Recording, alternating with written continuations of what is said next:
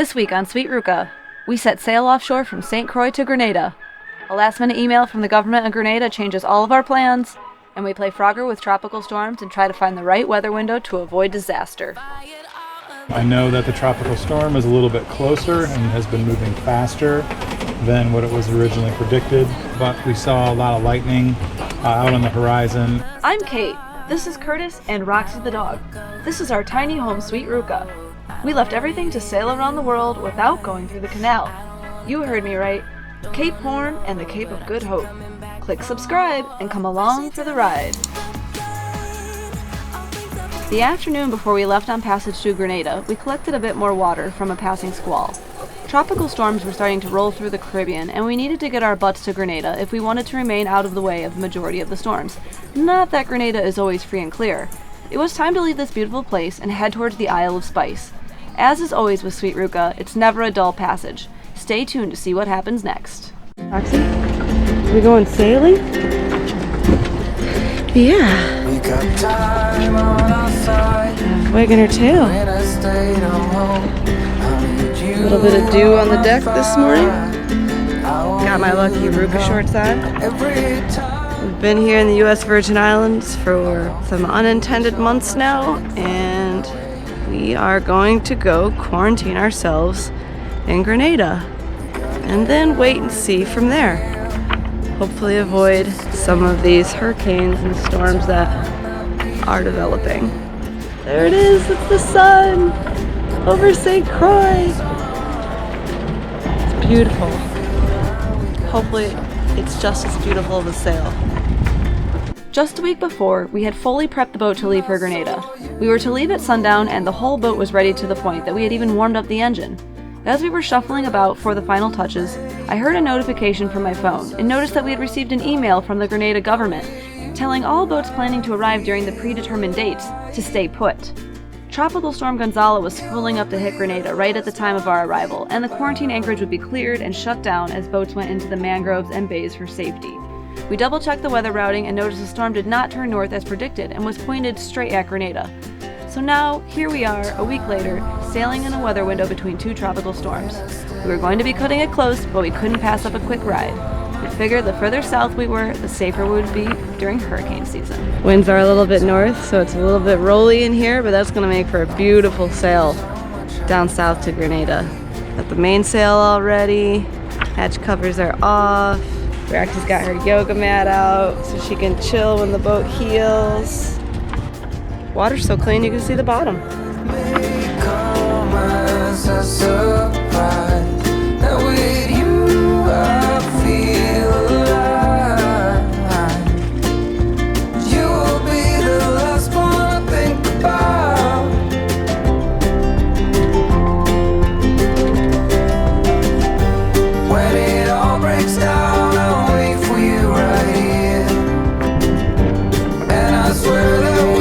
Windlass we're excited to use. Good job, Windlass. Goodbye, crystal clear bottom.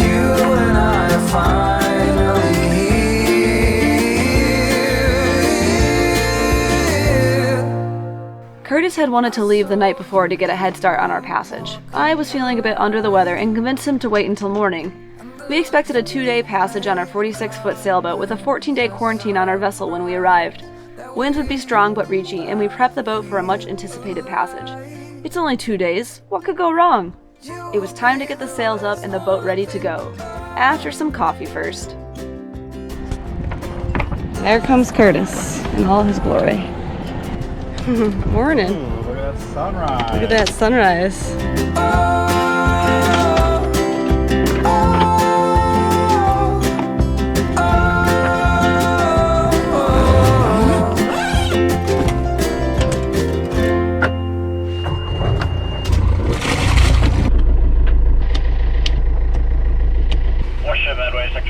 Request to know what time you will be anchoring at, over.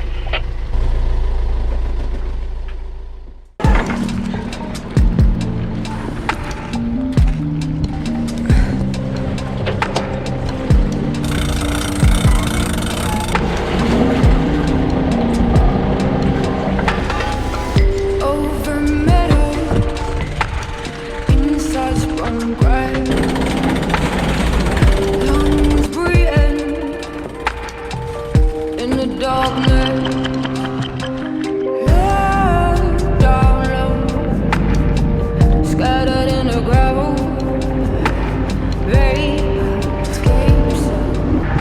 everybody. We are at sail leaving Frederiksted St. Croix, bound for Grenada. You can see right over here behind me is, they call it like the sand spit, or the point on the southwest side. Beautiful beach. Can't go there right now because of nesting turtles. We would think we'd be able to just turn the corner right here, but it actually comes out and it's only like 10 or 15 feet deep. There's a lot of shoaling through there. So we need to head out a little further. And from there, the routing is, we're gonna go pretty much straight from here to Grenada. Soaked in luxury, leopard in a hurry. Where's that waterfall? The source of it all. Where's the essence of me?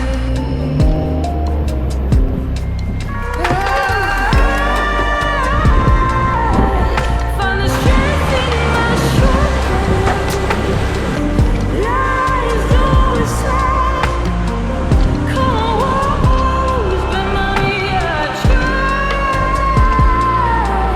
But no feed myself welcoming. Slowly, holy slow.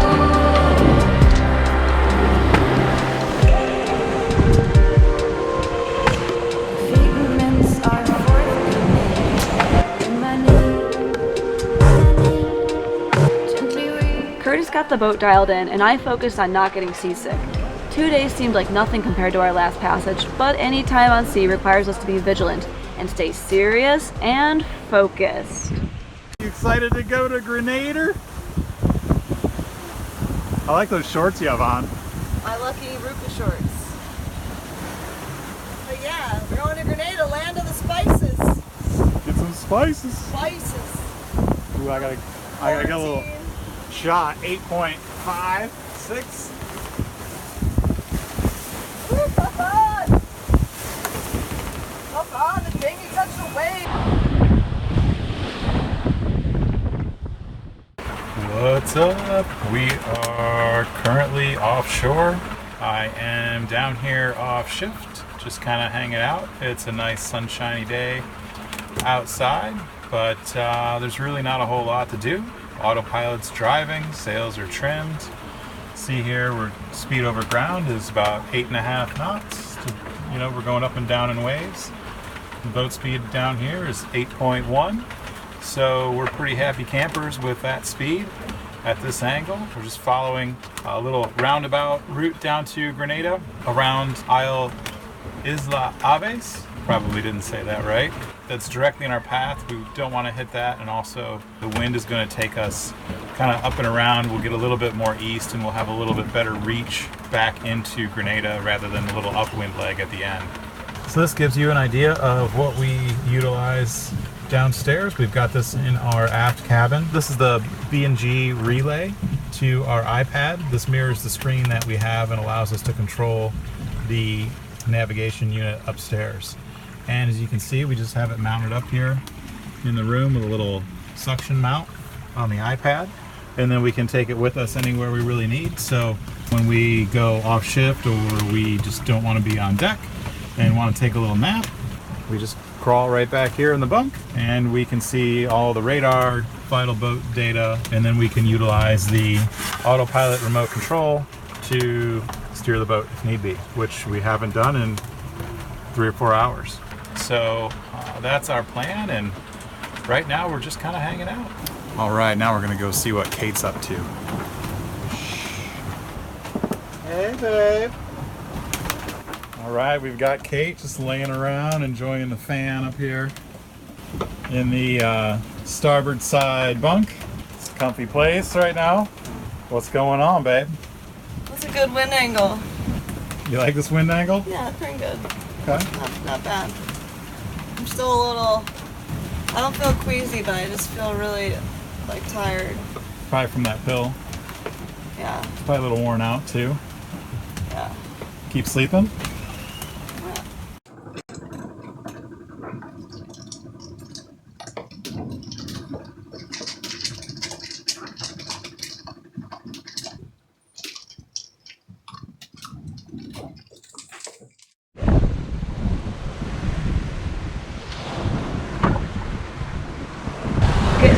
spray through this front part. The breeze is nice, but I don't want to be wet anymore.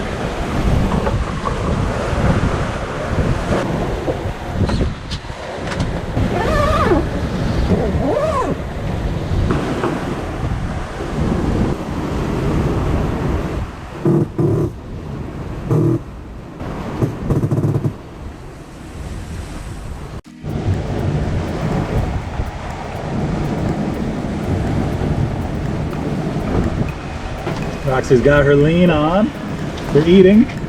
Nice and stabilized. She's doing okay. She's liking this. About day 2 for her.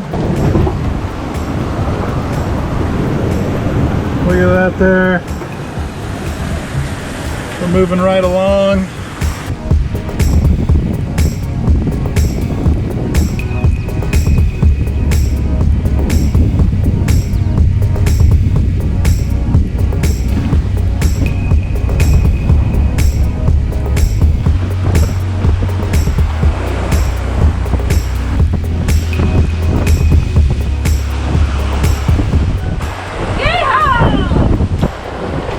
Kate's excited. It is day 2 of our sail to Grenada, and we've got Kate back there driving.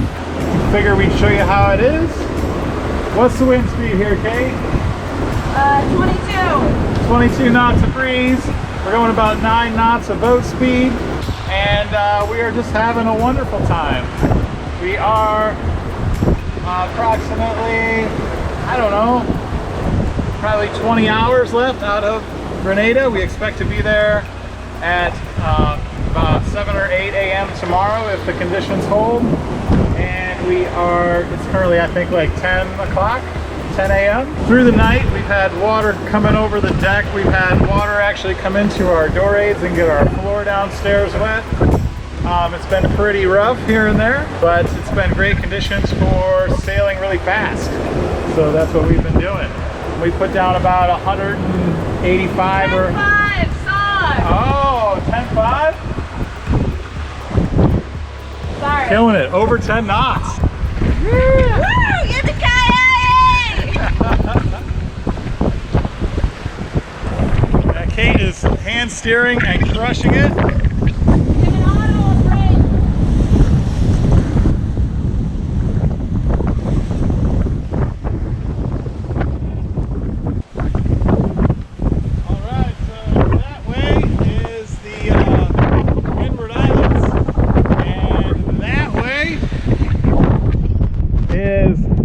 Until Panama.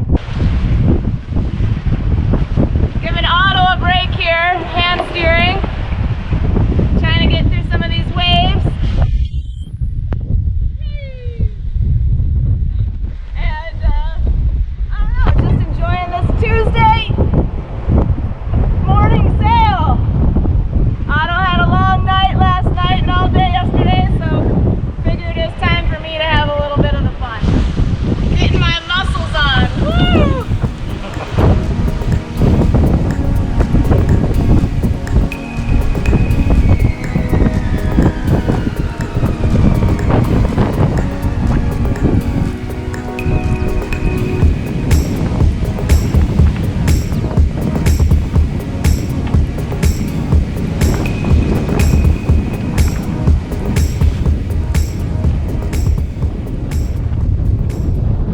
Hey everyone, hope you can hear me. It is Tuesday night and we are on our last leg of our run to Grenada from St. Croix.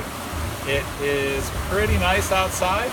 It's blowing about 20 knots right now, so it's a little fresh, but nothing we can't handle. We've still got a full main and a full number 2 jib up. It's been kind of a wet and wild ride on the way down here, but we've been ripping. Right now we're doing 9.4 knots. The reason why we are sailing from St. Croix to Grenada is because of a possible tropical storm, or which could maybe later become a cyclone. We were supposed to go to Grenada a week ago. However, tropical storm or Hurricane Gonzolo was lined up to come through there, but then it fizzled out. So this next system that's coming through, the last I know it was called Invest 92. It was a tropical depression, which most likely, I believe the National Hurricane Center by now has determined it's a tropical storm. It was supposed to go a little bit north, and the way these storms work is the more powerful they get, the more they turn northward. This one looked like it had pretty good conditions to really spool up, but there's still a little bit of the South African dust in a layer up above it, but we thought that was going to move out of the way. Based on the last models that I've seen, which aren't super detailed, it's just the predict wind stuff, that layer of dust has most likely kept the storm down a little bit. And that is bringing in more of a northerly wind than an easterly wind that we originally thought that we were going to have. So it's moving west and a little bit faster than predicted, rather than hooking upward. Right now it looks like it's going to go right over the top of possibly St. Lucia, but we will see. So our goal is to get ahead of it. It should cross our old track right back here, right as we're pulling into port in Grenada. So cutting it a little bit close, but that's all right.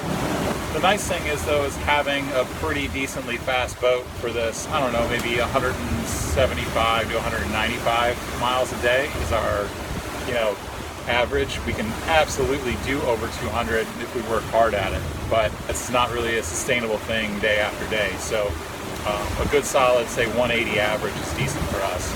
We're moving right along, and looks like I just got some more information via the Iridium Go from my mom, hi Mom, about what the National Hurricane Center is saying on the storms. It's easier to text that data back and forth rather than me to go on the internet with the Iridium Go.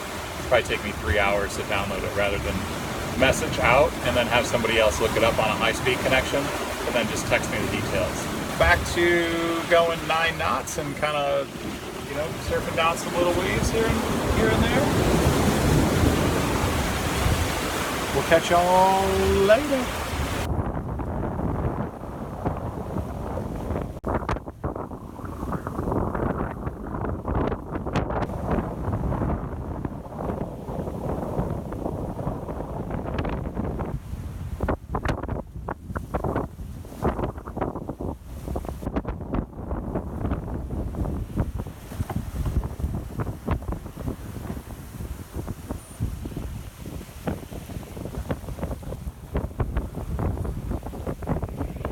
So last night was pretty interesting. We're technically in Venezuela's exclusive economic zone, which basically it's international waters, but nobody else can go fish there. It's kind of their waters, kind of not. We know there's been some issues with Venezuela politically. We don't want to mess with that. And then also we know that there's a lot of piracy in Venezuela, knock on wood. We don't want to get involved with that either. But it was the most direct route to our destination. There were 3 odd lights. I'm guessing it was fishermen, but they were 100 miles from anywhere, really late at night. It was blowing pretty good and a little stormy, probably 20 knots average, and then squalls to 30.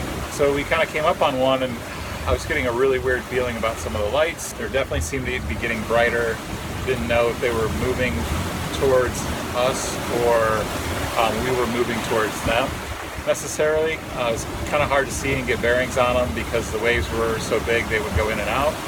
And they really didn't look like boat navigation lights. They kind of looked more like a flashlight or something small boatish. They could have been like a fishing raft or a fishing net or something as well. There was a little mound on the chart, a little hump where it would look good to fish possibly. So it's understandable why they would have been there. At the same time, if something's not explained and it's not showing up on radar, we can't get a good bearing on it when it's a situation like that. What I ended up doing was, before we left U.S. waters, our U.S. economic zone, we turned off our AIS, and then we went full blackout. A little squall hit, and I think we were shielded by the rain and wind and clouds, and then I never saw those guys afterwards. So they were probably fine. They were probably just out there fishing, but I didn't want to find out.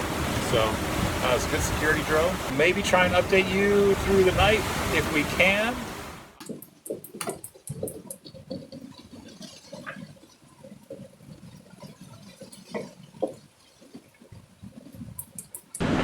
Hey guys, quick little update. Let's see, it's about 8:30. We've got 2 reefs in the jib and 2 reefs in the Maine at this point. We probably didn't have to go that extreme, but we saw a lot of lightning out on the horizon. It's been continually building. Puffs will build up close to 30 and then they'll drop down and stay around 20 for a while. I don't think we needed to reef that extensively, but we're still making 8 to 9 knots of boat speed with the reefs in, sliding down some waves. We've got the wind coming from behind us a little bit, so we just decided to be safe rather than sorry, reef early, not have to worry about it for the rest of the night unless the wind lightens up too much. But there was definitely a bunch of lightning on the horizon. I know that the tropical storm is a little bit closer and has been moving faster than what it was originally predicted, definitely based on our wind angles and wind velocities that we have right now. That being the case, we want to be safe. The setup that we have will be good to about 40 knots or so before we need to do additional reefing or getting rid of sails. Anyway, that's about it. We are about 100 miles out of Grenada with an ETA of about 9 o'clock a.m. tomorrow. So we're pretty excited for that. Not excited to sit in quarantine, but hey, it is what it is. And we'll show you what's going on the screen here.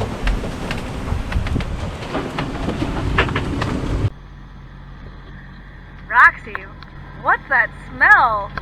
Is that you? No, it's not you. It's a dead fish.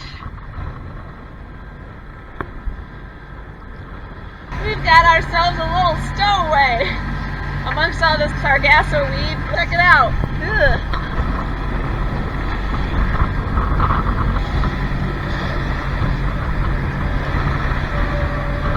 That there's Grenada. Land ho!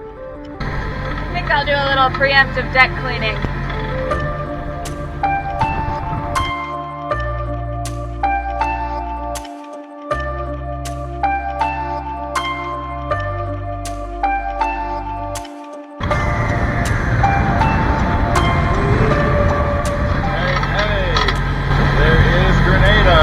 Dead ahead of us. Finally. That was quite an interesting night. I'm pretty sure that we sailed through the edge of a tropical storm. We were planning to beat it, but that system moved way faster than we thought. So some lessons learned for sure. We did okay in storm prep. Boat's okay. We're okay. The wind has shifted through 270 degrees since yesterday at 5 p.m. Huge circular wind shift. That's our evidence, I think, that we messed with this big daddy system. We're motor sailing, we're cheating, and we're headed upwind at about 8 knots directly at St. George's, Grenada. So we'll see you guys there.